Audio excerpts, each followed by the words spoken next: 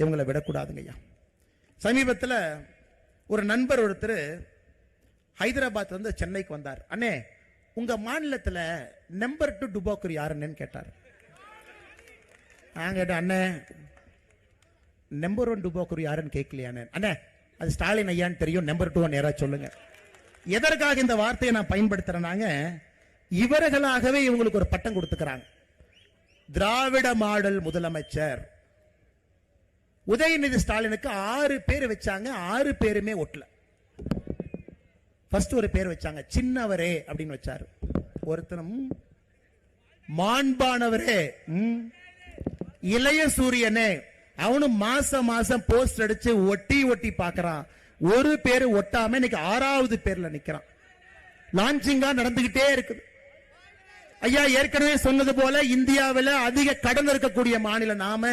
9.5 லட்சம் கோடி.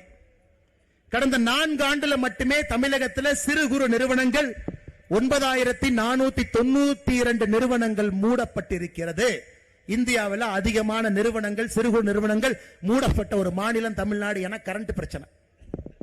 எவன்டே போய் கப்பம் கட்டணும். பக்கத்துல முதலமைச்சருடைய மருமகன் சபரீசன் அவர்களுக்கு ஒரு சோலார் ஃபார்ம் இருக்கு. ஆனா எந்த ஊர்ல இருக்கு?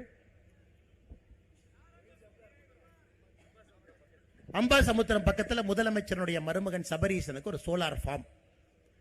அந்த சோலார் ஃபார்முக்கு நீங்க போகணும்னா தனியார்கிட்ட இருந்து நிலத்தை வாங்கி 3 கிலோமீட்டருக்கு ரோடு போட்டிருக்காங்க.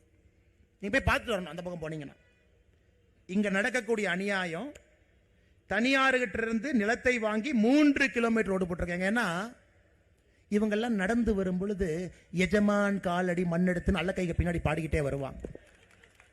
எதுவுமே ஆகாம மருமகம் போயிட்டு வரணும். யோசிச்சு பாருங்க.